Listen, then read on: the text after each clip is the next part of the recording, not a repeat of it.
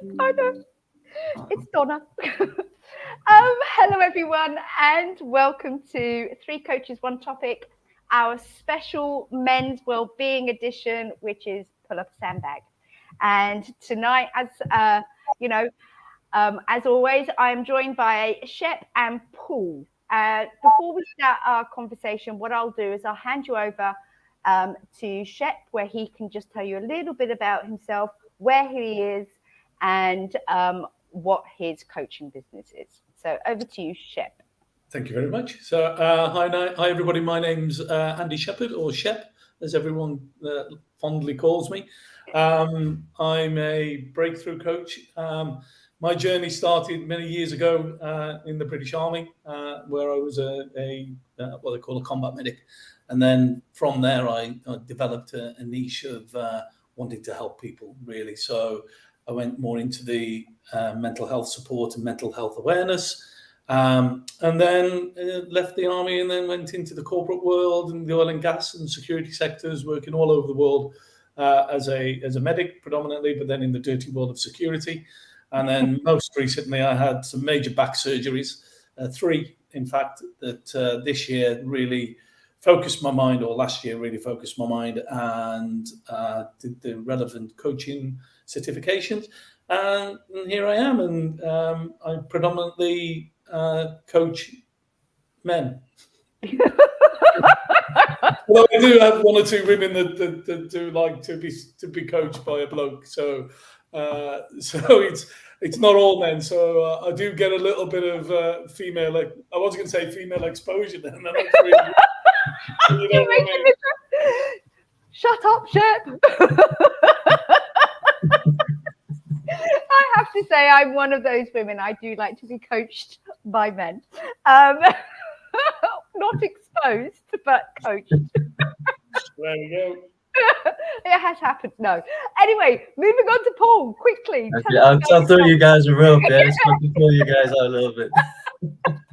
Hey everyone, thanks Donna. It's great to be back in this space of Three Coaches, One Topic. My name's Paul Smith, so I lead an accredited coaching academy. So we have different levels of coaching programs for coaches to get involved with. Previously, I had my own coaching in career coaching and business as well, before I set up a Coaching Minds with some other wonderful people too. And part of my journey, I've had my own experiences with mental health, depression, suicidal thoughts, and it kind of gave me a passion to really want to talk about and become a bit of a mental health advocate. So I've done various trainings myself, and I've done a lot and facilitate a lot of trainings within organizations as well, as part of the work I was doing as a coach. So really passionate topic for me to talk about today. Oh, thank you so much, Paul, and for having such a professional explanation. Nothing wrong with unprofessional. We're here to talk. Yeah, no, I'm loving it. Okay, so my name's Donna Burfield. I am my business is called Joy and Purpose Coaching, but I'm more of the parent coach. And I also run a coaching community here called Coaches Supporting Coaches, where we focus on building our competencies, our skills, brainstorming, collaborating, and really lifting up the standards, hopefully, of coaching globally. So as we all come from different modalities and different countries, so it's great. We discussed about this topic beforehand and whether we should have suicidal thoughts in the title. Paul and I jumped on a call to discuss that. And, I think we both came to the conclusion that it's very, very important that we use the right language and terminology and don't try to, put a Band-Aid over it. Like Paul, I've suffered with mental health issues. And when I was 15, I took an overdose and was rushed to hospital with the stomach pump. So this topic is quite close to my heart as a individual, but I really want to focus on men and how difficult it is for them to have these discussions and to be accepted when they're in this vulnerable state. Now, so guys, the topic is finding your way back, harnessing your mental strength to combat suicidal thoughts. We came up with this title. So can you give us a definition of what that means for you? And I don't mind who goes first. Shall I follow on after you, Paul? As soon as you're grown.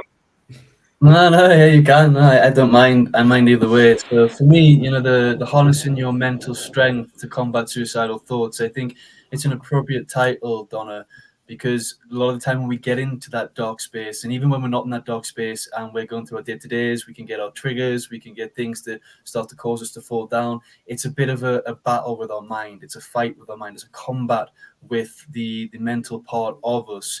And there's for me, there's different stages that we go through when we start to get suicidal thoughts. You can get to a place where you just start to ask yourself, we had a brief talk beforehand, Donna, you start to ask yourself those questions, why am I here? Am I adding value? Would the world be better off without me? And that's just the start of it. I think that's kind of the stage one of entering that thoughts. The second one is you start to really believe it. You start to believe that you're not worth it being here. You start to believe those questions. You're answering those questions negatively. And then for me, when you get into that darker stage, you kind of lose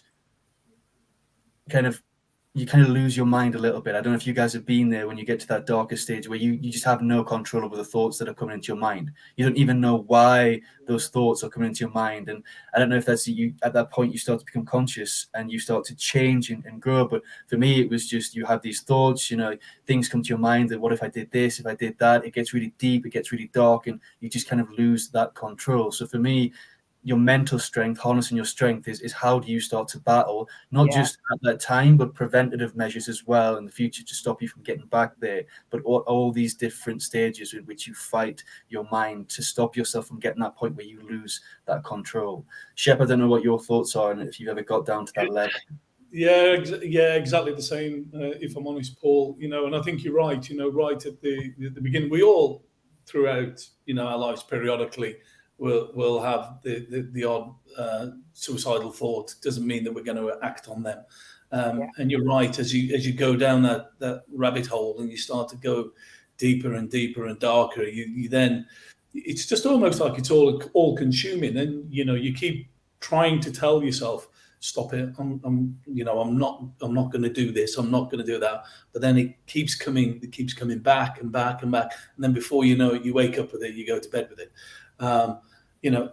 You start to drink more. You may be taking medication that you shouldn't be taking.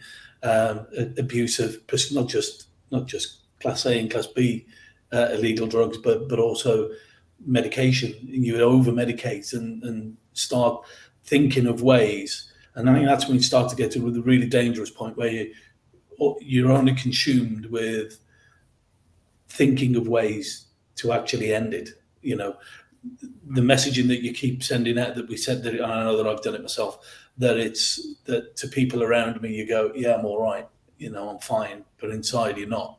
And it just gets worse and worse and worse, and then it's just all encompassing in everything that you do in your life.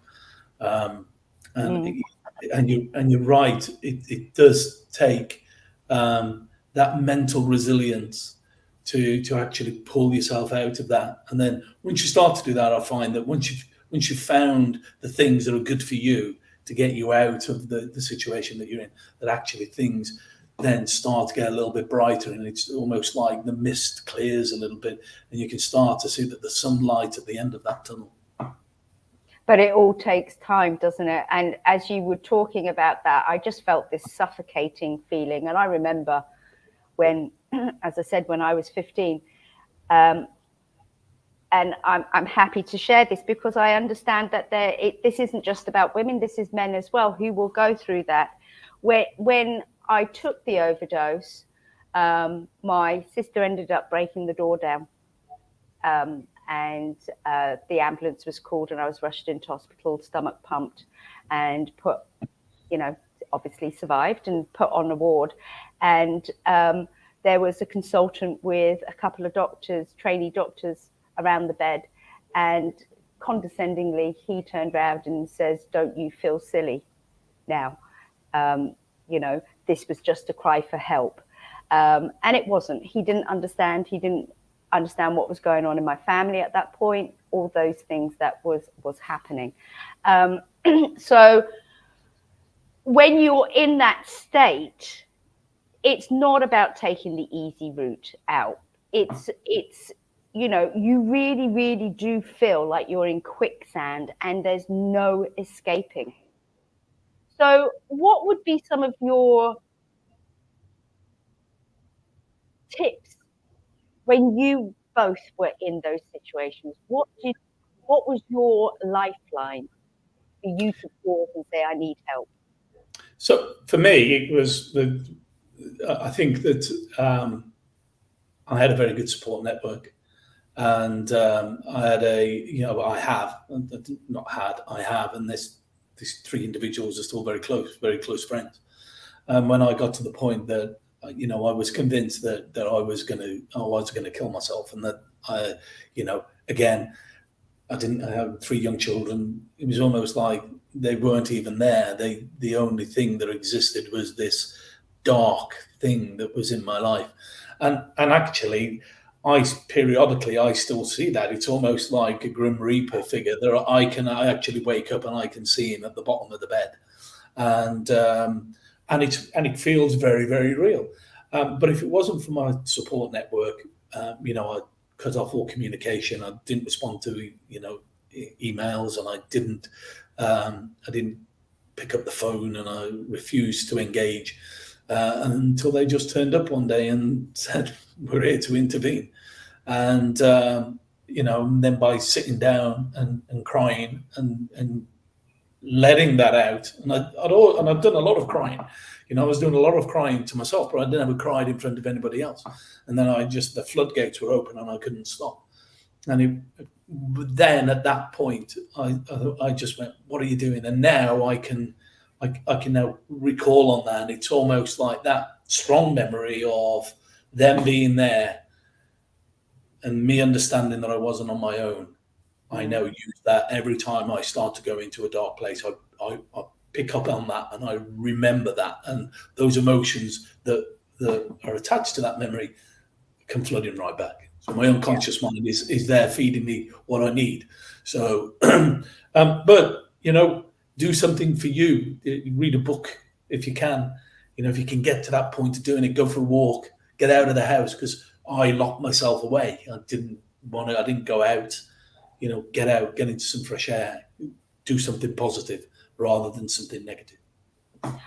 Can I just jump onto that though? When you're in that state, even the simplest things of reading a book, of going out for a walk, even having a shower, are insurmountable at the energy it takes to do that. Paul, what's your take on this? So I can really resonate with Andy's story as well. Mine was something similar. I was in the time when I was in the corporate world, I had the opportunity of working from home certain days and then work in the office. And when it started to hit me and get more dark, I would stop going into the office. I would take the choice to work from home. So instead of working from home 1 day a week, I started doing 3-4 days a week and just forcing myself in when I had to go in for important meetings, putting on a mask, trying to build up that strength. But like Andy, I'd come into the office, I'd work, I'd turn off my laptop, or I'd come in from home and I would just break down and cry in this environment that I was in. And I was in a really negative environment, and I didn't realize at the time that was part of it as well. I was in a flat share with some guys. They used to just party all night and stuff. It was a really bad space to be in with some people that just weren't good to be around. And like Shep said, it wasn't until there was somebody in work, a good friend of mine, noticed the change in me, and she pulled me to one side. She took me to a space in the canteen area, and she was just asking me, what's up. She got me a coffee. And I don't know, I think these acts of kindness are so powerful when you're supporting someone externally. You don't need to have the answers, you don't need to have the solutions, you don't need to pick in, just an act of kindness. Just her buying me the coffee and asking me if I was okay, I broke down in public again. And like Shep says, it's that moment when you feel that kindness and you feel that connection again, and you start to cry in front of someone. It really transforms and changes your life. And from that, it's then starting to realize one thing that really helped me, and that I will always say to people when they're in that dark place is, suicide, and it sounds a bit crazy when you first say it, but there's a point to it. is, suicide, it's your right, it's your choice. You have that choice to whether or not you want to take away your life. And the reason why that's so powerful is because when you're in that dark space, sometimes you feel like you don't have a choice. So just being reminded that it is your choice, it's your right. Just being reminded that you have that option brings you back to some kind of sense of, it gives that inner strength, that inner power to say, I have a choice. It's not just this way, this is the easy way out.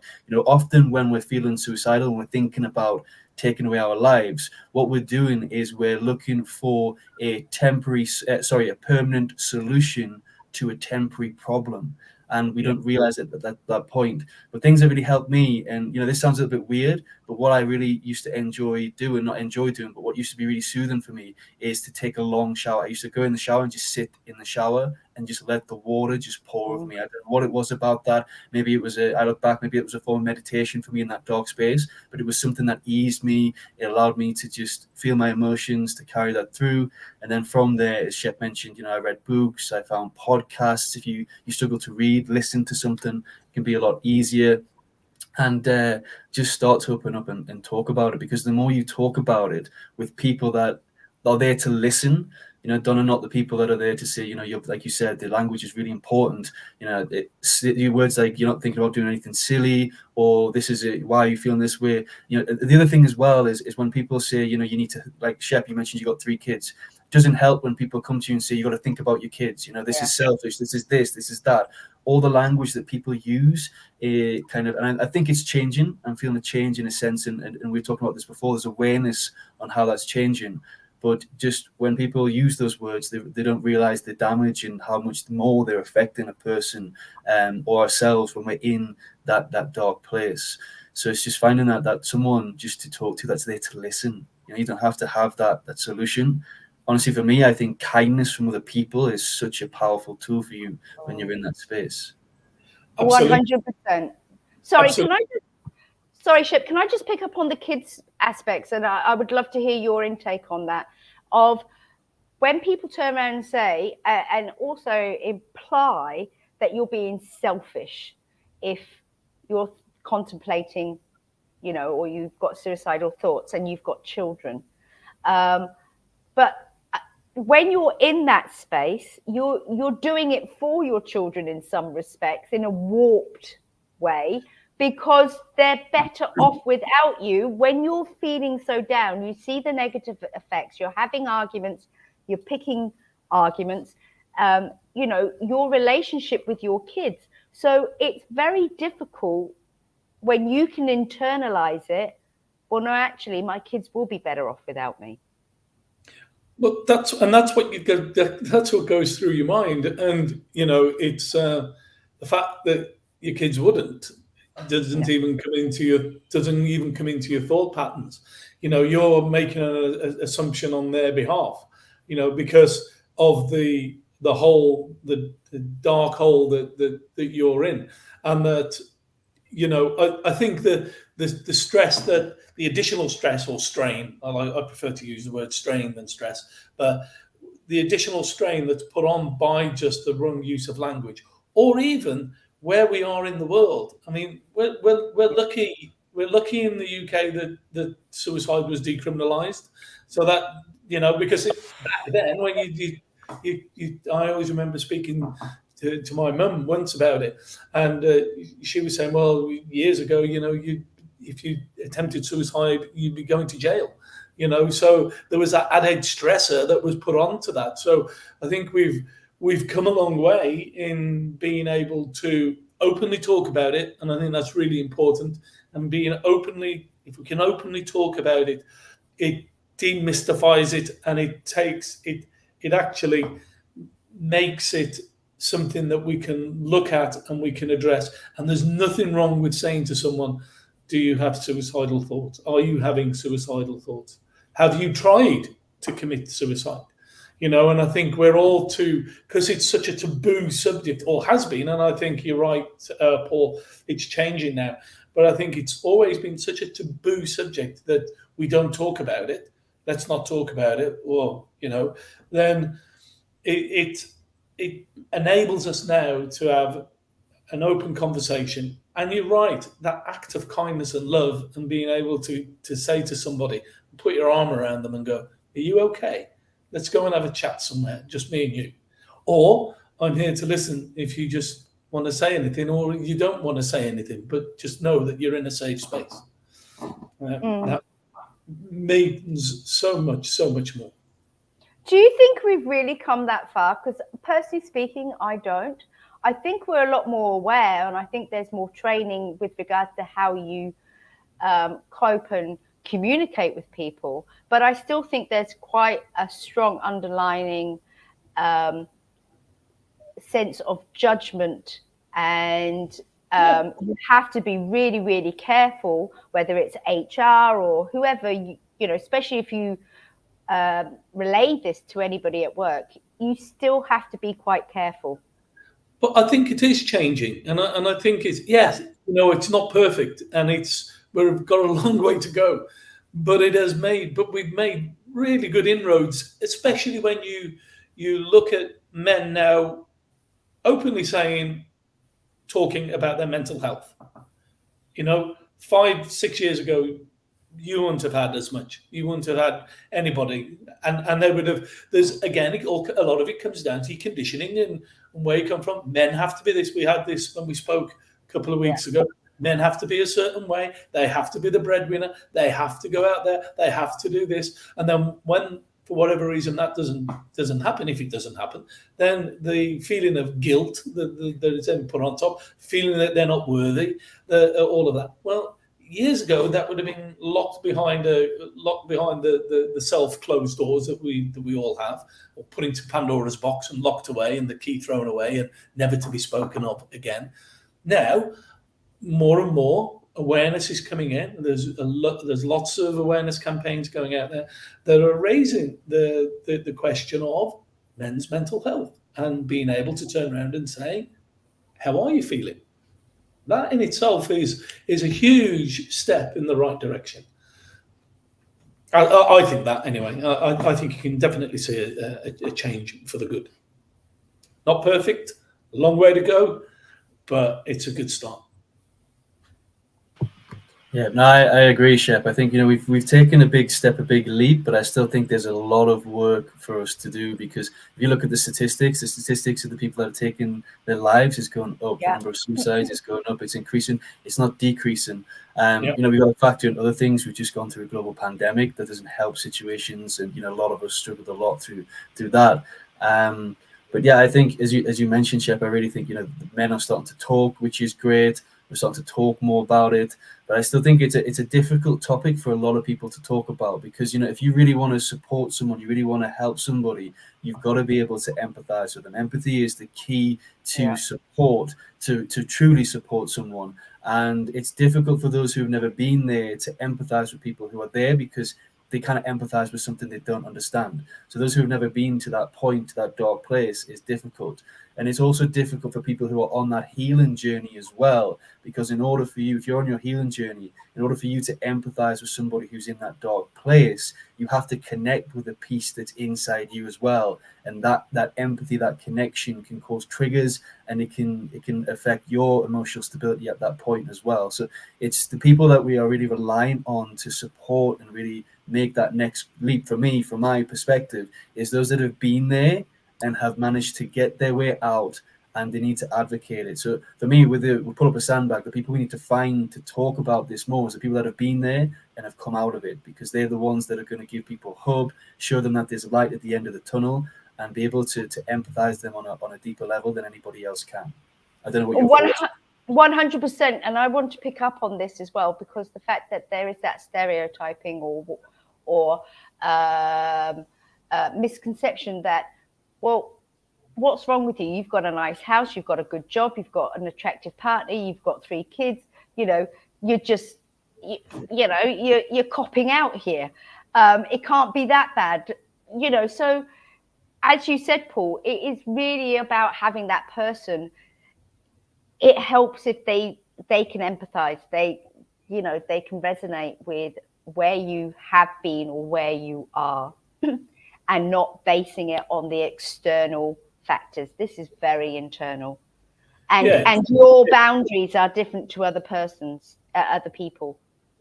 Yeah. And the worst thing is if you were in that dark place and you've got somebody who's trying to help and they can't empathize, it will very often come across as though they're patronizing and that they're, what do you know?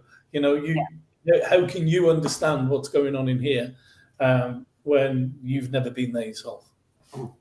So you're right. It's a tricky one, but it's something that definitely, we need more of those people that have been through it.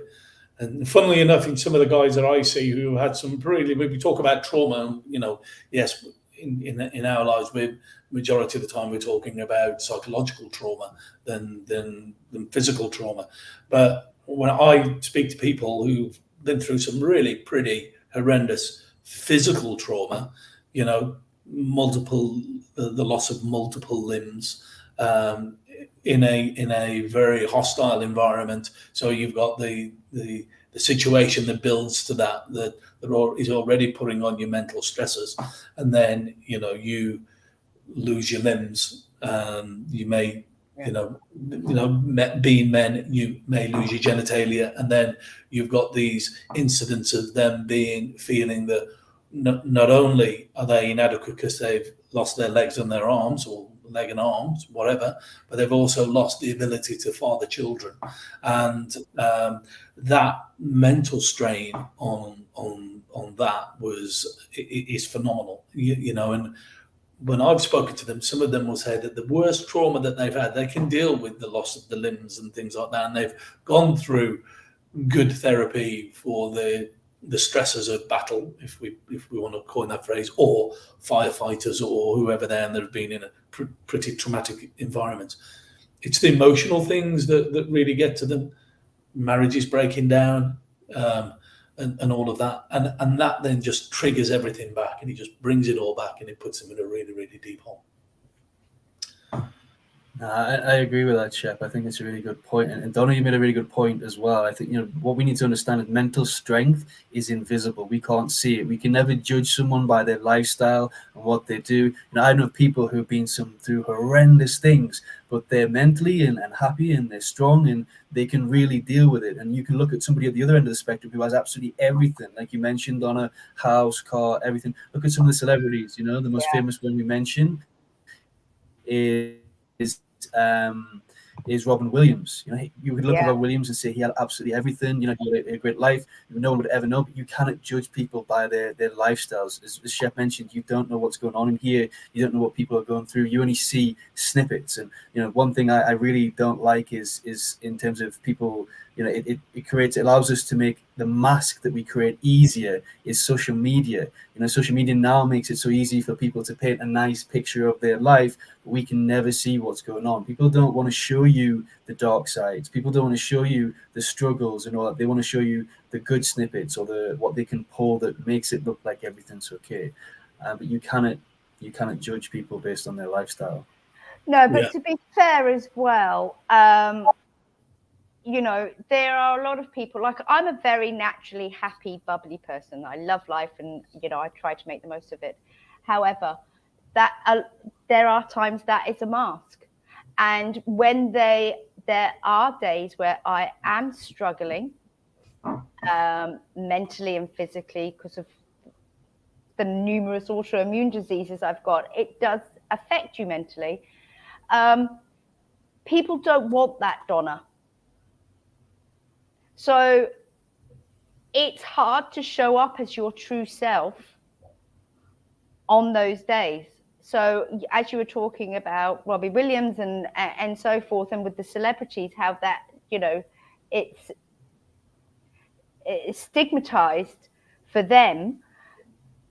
Can you really remove that mask without them being judged and having that backlash as well? This comes down to what we spoke about previously, Donna, when we had the previous call on the effects of social media.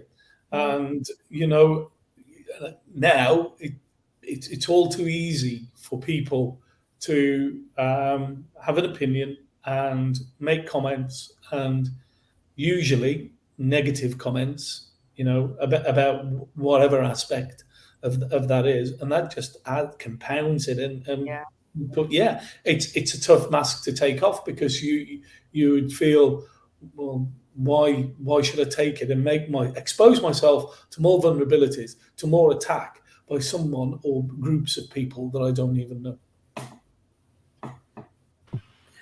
And I think an important message is coming from this conversation, Donna. Going back to what you were saying in terms of, you explained that you're struggling. We talked about language earlier on, people using the right language with the people, with us ourselves, when we're in that dark space. Not to use the word silly, not to use this. And we had a little bit of a conversation. I think Shep, you mentioned, say what you mean what you say. And communication is a two-way street. Yeah. And I think if we're in that dark place, it's also, when we're looking for support, it's also important for us to use the right language so other people understand where we are. If someone says we're struggling and we're not explaining what with, I've done this before in the past. When I was going through this, I went to my manager, I'm struggling, frees up my workload a little bit, and what is it that I can help you with as a manager? I've never opened up and says, I'm struggling emotionally, I'm struggling mentally, I'm struggling with what's going on. We need to kind of remind ourselves just to be a little bit more clear on what it is, and not have those invisible expectations that by saying what we say, that person's going to have that cue, that person's going to know what I mean right now, and they're not hitting that expectation. It's really important for us to be mindful of our language as well. Yeah, I agree. Yeah. Okay, so let's talk about some of those keywords that we can use, and how can we recognize those triggers so that we can actually take action for ourselves and reach out to, mental health professionals to support. I think having an understanding that it's okay not to be okay. That we don't have to be okay all the time. And just, if language is coming across negatively, reframe it into a positive, and whatever that can be. But if somebody says, I'm having suicidal thoughts, okay, really? Okay. And then just have an honest conversation. And have you done anything about that? Not, oh, poor thing. Because of that, again, poor thing. You just go, there we go now, I'm being condescending. But being honest and just having a frank conversation. And if that person is feeling comfortable and is in a safe environment that they feel comfortable for you or for them to have the conversation with you, is active listening more than anything else. And sitting there and letting them get that out of what they want to go. And is there anything else that you would want to talk about? So that you're putting it into them that they feel safe and that they can speak in whatever way that they can. Yeah. And Paul, what before that stage can people start observing and seeing those red flags? Because you start getting breadcrumbs before you get to that point where you think you're having suicidal thoughts. Once you get there, you can look back and go, okay, now I can see. Yeah. Now, so are you talking from the perspective of the individual, or are you talking from the perspective? Because can I just share something with regards to what Shep shared with it's okay to not be okay? Yeah. I just think it's because my mind was, so I used to go by that phrase, but my mind was opened on an interview I did with a member of Andy Mann's Club. And Andy Mann's Club is a great organization in the UK that offers support and space for people, for men to go and talk, and they don't have to open up, but they're there to have the space with other men. They can share as much as they want to share. They structure the sessions really well to bring a bit of joy into that, in terms of, just reconnecting with something that they like and all that sort of stuff. Positive affirmations, they do a lot of good things. But one thing that the guy, Craig, is the guy I interviewed, he changed my mindset on that. It's the phrase of it's okay not to be okay. Because what that does essentially is it can validate people. People perceive it in the wrong way. It can validate people to think that it's not okay. So Andy Mann's Club changed that slogan, and they've changed it to it's okay to talk. So they think that's a lot more powerful way, because sometimes, that perspective, because it's not realistically, it's not okay for us to, for us ourselves, we shouldn't validate ourselves. It's okay to feel this way. It's not. It's okay to talk about. We should be feeling good. We should be wanting to help and support people. So it's okay to talk. I just wanted to share that because it was a powerful perspective that I received. And I've never heard that, and I actually I would agree with you. I think that is a more powerful affirmation, and I think that, you know, yeah, it's okay to talk, you know, and I think it gets rid of that validation of everything being negative inside. I suppose when you use that phrase, it depends where you put it in context. If you're talking about suicidal thoughts, then no, it's not okay to be okay with it. But if it's about feeling, you know, a little bit confused, or I don't know what I want to do with my job, that sort of thing, it's okay not to be okay with that. It's okay for you to explore further to find solutions. But Andy Mann's Club, I've put, just to highlight that, because you've mentioned it as a resource, I wrote an article to accompany this talk today. And there are links for men's support groups and trainings in the UAE, America, UK, Canada, Australia. Lots and lots of links for you to go and, you know, to go and do some research on. And I also just want to point out that on June the 3rd, there is a company here called Lighthouse Retreat, and they are doing a wellness day for men only, and it's in Ras Al Khaimah. So if you live in the UAE and this is something that you're interested in, I'll put the link in the comment section, and also it's in the article as well, so you can go to that. So yeah, Paul, sorry, what else would you like to add along those lines? No, good. So to go back to your question in terms of, you know, you mentioned the breadcrumbs, the little signals that we get beforehand. As individual, I think it's different for everybody. But for me, early signs of that I might be slipping into that space again is, you know, agitation. One big thing is in agitation. I maybe get a bit more grumpy. I lose my patience a little bit more. Early signs of stress as well. I think, you know, for me, it goes on maybe anxiety to stress, then slipping in from stress into a bit of a depression, and then back in, and that's when then thoughts start to go. The other thing that really is when you start to feel things that you don't understand. Sometimes we can get the physical feelings in our body, or the really, you know, for me, I can watch something on the TV, and I know if I'm watching something on the TV and I get emotional by watching it, I know there's something inside me, not that if I wouldn't normally get emotional, there's something right inside me. So I need to do that temperature check and say, right, what's going on? You know, why am I getting emotional with small things that I don't normally get emotional with? And spotting these signs is early signs that you're on that road to kind of maybe slip into something a bit darker. I don't know if you guys have experienced something similar, or what your early signs are.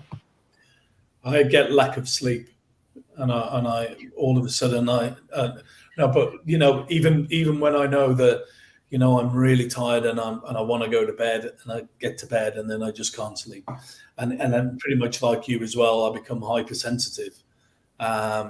You know, yeah, I had a bit of a dark place this week, and I was just listening to, because I'm doing a course starting tomorrow, and I was just listening to some pre videos on that, because I knew that I'd got to prepare for tomorrow. And all of a sudden, I just burst out into tears for no reason whatsoever. And I'm just going, where's that coming from? And I knew then, I'm just like, yeah, I'm depressed now, and I was not feeling myself. I was hypersensitive. And then, yeah, that was very much similar to me. I become ratty and irritable, and but the first indication for me is lack of sleep, and I don't know that it's coming. You know, okay, here we go. And does your mind just play over and over and over and over and over when you're trying to sleep at night? Yeah, it's like having it on loop. It's just like, and it's the same stuff, coming through. You're not good enough. You'll never be. What are you doing? You know, and it's on loop, and it's going round and round and round. And then I get up and I go for a walk go out. I think, right, I'm ready to go back to sleep again, get back into bed. Well, as soon as I get in there, it's on loop again. Yeah, pretty much. Yeah, I have to say the first thing that lets me know is my stomach. I get very sensitive. I don't eat But I blow up like a puffer fish, of course. I'm not one of these people that gets stressed and gets skinny. I just go. And very, very sensitive to noise, lights, crowds. I was surprised actually. Just around Christmas time, I had my first ever panic attack of thought of going out, being in crowds and people, and so that wasn't good. So that was a really, really good indication. And also the fact that if I haven't felt joyful at all that day, because I love being joyful, I love being grateful, I love, even though I'm by myself, I still find things that I'm happy and grateful for. And there was a lack of that. And it was a case I had to consciously remind myself rather than it being an automatic thought pattern. Yeah. When I found, when I had my last back surgery, with it being so major, and I went to see the psychiatrist before I had that, as part of the prerequisite to having the major surgery,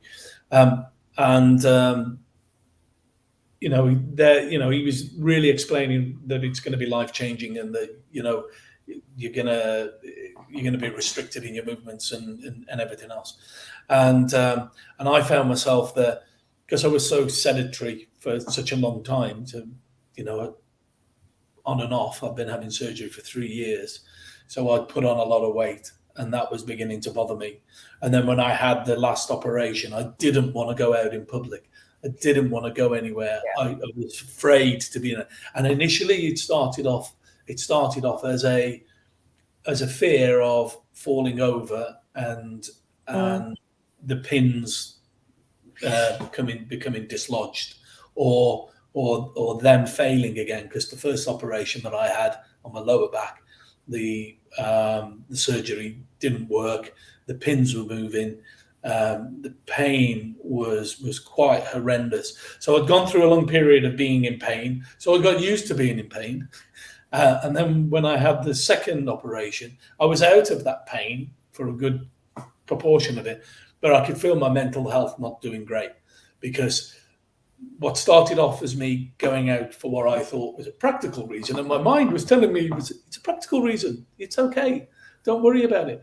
But unconsciously, subconsciously, I was getting more depressed. I was becoming more withdrawn. I would be saying to people, I'm fine, it's all right, everything is great. And then when they'd go, I'd have a cry, and things like that. So I was doing myself no favors.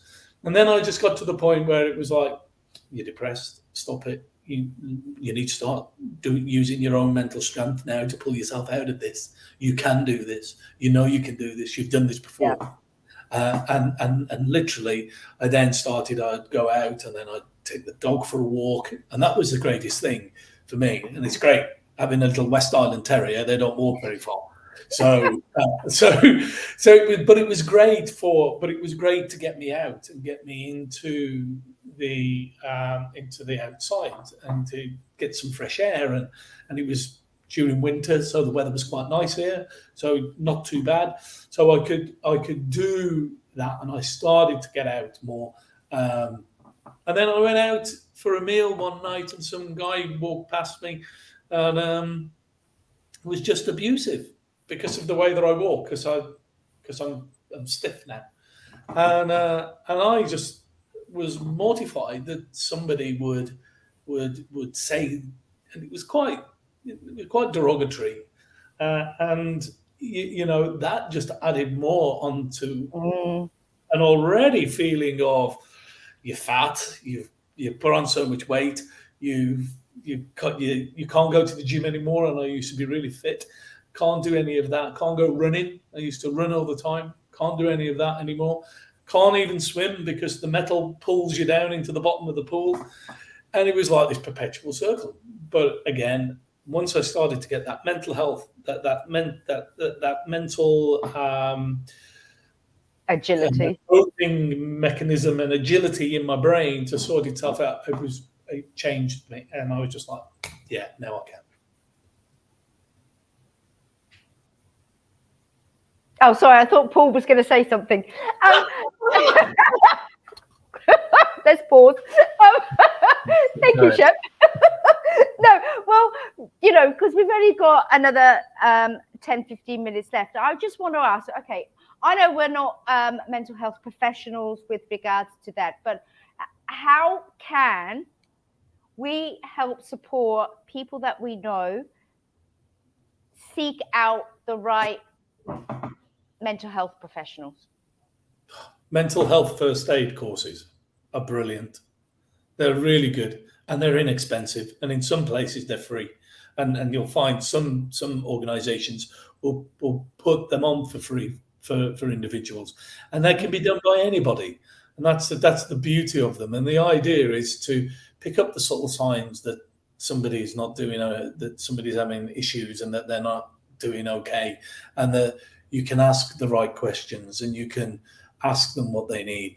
And you get given a huge amount of resources for dependent on the different types of mental illness that come through. No, you're not practitioners, but you get given an awareness of them.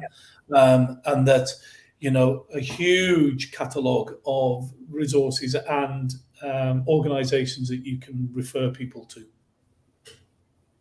Yeah. Yeah, but I think, Donna, I agree with Shep. Mental health aid, first aid courses are absolutely fantastic. But in terms of the education piece, I think it's better to educate those that that aren't in that dark place, because I'm just thinking, how do we help people with those resources? When I was in a dark place, I didn't want to do any research. I didn't want to look for this help and support. It was just too much effort, too much strain for me. So I think the education piece for me needs to be on the people that might find themselves, just anybody. Generally, everybody should do a first aid mental health course, to be honest. They should know exactly what to do, what to help, because we all go through shit in life. And I don't care who you are, where you're from, what background you have. At some point, life's gonna throw you some shit that it's gonna be really hard for you to handle. So if you can equip yourself now, before you ever slip into that dark place, if you've never been to a dark place yet, equip yourself now. Equip yourself just in case your family members, those around you, have those resources. Educate yourself on how to manage it. I honestly think everybody should take a mental health first aid course. So for me, it's the education to those people. And if we're healthy, we've got out of it, we're in a good mindset, go and take that course ourselves too. And the one thing I want to leave just off the back of what Shep shared last round of questions with the mental agility is, one thing I've learned personally is it's so important to continue with those really good mindfulness habits and that mental agility when you're feeling good. It's not good just to use it when you're feeling really bad. It's not a medicine, it's a practice. We tend to fall into that habit of using it as a medicine. We only take it out when we feel a little bit bad. We take it out, make ourselves feel a bit better. But actually use those, the meditation, the breath work that you mentioned, Andy, the courses, the learning, the growth, continuously apply that. Absolutely. Even when we're feeling good, because it stops us from getting back there and it builds up that resilience. And one thing... Sorry. I just want to put another resource in that organisations can get, which works really well. And this works really well with people that are in emergency services and the police, the ambulance service, fire service, trained, railway companies and things like that, all big organisations. And that's trauma risk management, and that's TRIM. And in previous employers that I've worked with, we had a TRIM. We had a TRIM practitioners. We had like 10% of the workforce were TRIM practitioners across the globe, and then TRIM managers to support them and get them through that. And when there was a major incident, you're able to get those people in, do a risk assessment on them, and identify those people at an early stage, the 2% that are going to go on to develop mental health problems further down the line. It captures those 2% and signposts them to mental health professionals who can then, hopefully get them into a place where it doesn't develop into something worse like PTSD. That link is on the article as well. So mental health first aid, Samaritans, all those, and TRIM is in the resources in that article. But I just want to say about Paul, when you were talking about the being in a good place when you go and do your mental health first aid, absolutely being in a good place, but be aware also that if you have had a past, there may be some triggers when you do the mental health first aid course. I was working in secondary learning support, and I got an opportunity to do mental health first aid for adolescents. I was in a great place. I was thinking about doing a coaching course. I was good.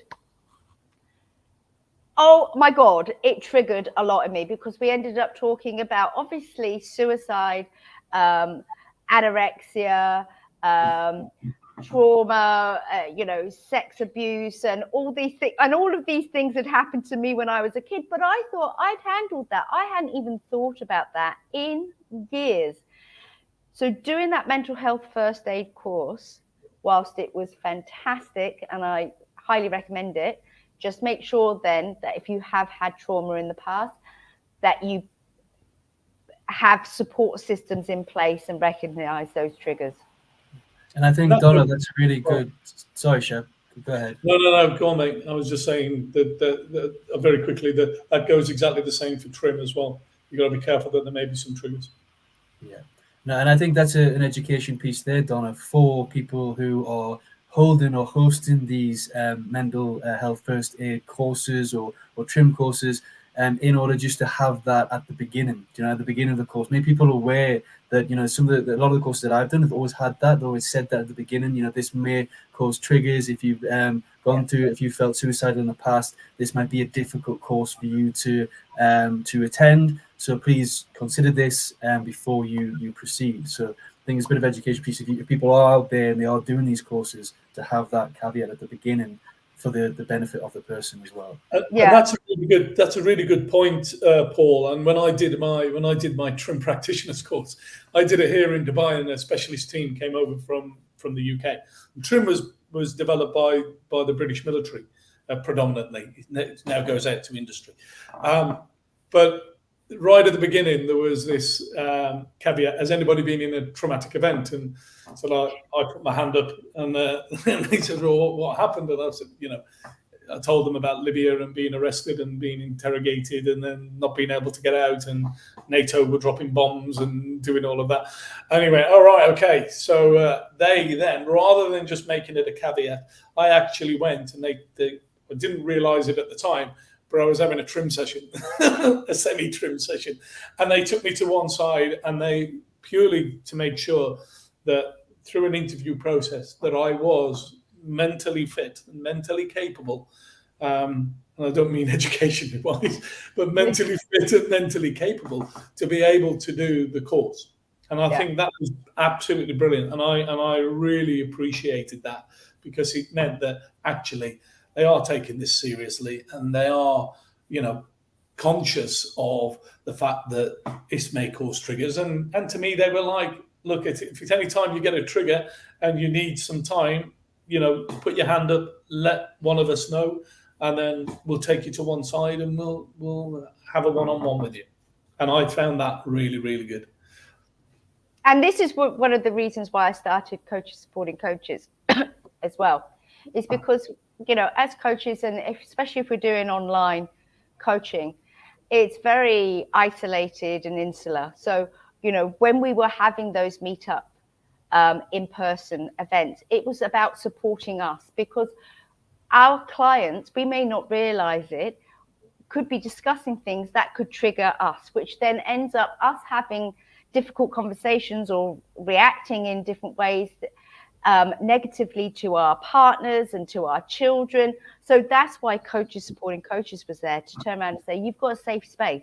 So if you are struggling with something, you've got a coach that then can help with you through this, to support you. And if you need, a mental health professional, then as coaches, this is where we can support you along that as well. So I think it's very important to have that network if you are going out to do those courses, and you recognize that, you know, those signs are there. So, guys, before we go, what are some of your top tips moving forward for people to start flexing that muscle of, you know, mindfulness? So when those triggers do come up, it's just like, I've got to, you know, dip into my tool bag and start practicing this. Do things for yourself. I get out, whether it's meditation, whether it's like I'm doing breath work now, and I was really surprised that the breath work really works. And when I've got stressors on, and I'm really, when I can feel that stress coming that might lead me somewhere else, I just do box breathing, and I've found that works really well for me. Some people may do yoga, or there's all those things. Going to the gym, getting out there, getting doing something that's positive in your life, and keep doing it. As Paul said earlier, don't wait until it goes wrong. Do it, and if there's something that you've been putting off, that I'll do it tomorrow or whatever it is, then do it today. And then once you made that step, just keep that step going, and baby steps, whatever it is, as long as it's something positive and enriching in your life, I think it's all good. Yeah, I completely agree, Shep. I think when we use the terms mindfulness and we talk about different mindfulness habits, it can be very, the words can be very, I don't know what the word I'm looking for, but formal or a bit too, people think it's wishy-washy, or people have a bit of a negative kind of view of mindfulness and the stuff that you do, and meditation, all that sort of stuff. But I really agree with you, Shep. I think it's doing something you enjoy, something that's going to give you a little bit of uplifting, some positive. I found meditation through kind of playing golf. Meditation for me is anything that helps you keep present, that takes your mind off everything else you're thinking about. Your martial arts was another one for me, because it was a place that I could go, and it just made me forget about what on in my mind, because I enjoyed it in the moment. So for me, it's doing something that you really enjoy. As Shep says, don't wait until it's too late. Really catch it as early as you can. Start to spot the signs in your body, in your emotions, in the way that you feel, and the way you react and engage with people as well is also another sign. And then I think the final tip that I have is just, we can't emphasize enough the importance of kindness. Yes. I know it can be over-talked a lot, but kindness is all people need. Really, They don't need solutions. They don't need fixes. You be kind to yourself if you can't find it from somebody else. But kindness really, really works and helps in those situations. Kindness and love. We need to get more love in the world. Love yourself. Love yourself and love each other. Be the change that you want to see in the world.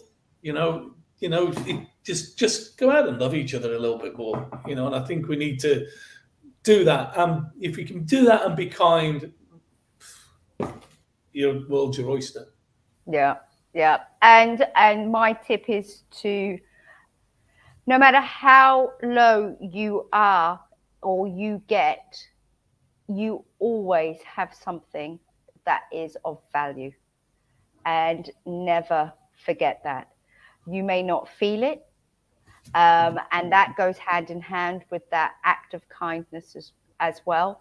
But you have got value to share with yourself, with others. So take a look in that mirror and really see what you've gone through, all those past things that you have accomplished, all those challenges that you have broken through. And be kind to yourself. This one might take a bit longer. This might be a little bit harder. Yeah. But there will be a gift, and that gift is usually you. Yeah. And you're growing. It's a process of growing. Remember, where we are now is not the end. Where we are now it could just be the beginning. It's all about the journey. Yeah. All right, guys, look, if you've got anything else to say before we sign off, is there any last minute wisdom bombs that you like to drop? No? I think I made enough at the beginning. Oh yeah, I forgot about that. That's what happens in menopause. You forget. I'm going to lock myself away in a dark room now. He won't be back next time. No. Paul and Shep, thank you both so very, very much for being here, being so very open and candid with everyone. And I hope this is helpful. As I said, there is a load of resources that hopefully can help support you and build you up, and know that you are not alone. So yeah, and as Paul was saying about it, it's good to talk. So please reach out. All right. Thank you, everyone. And please have a great evening. And you. Goodbye. Thank you.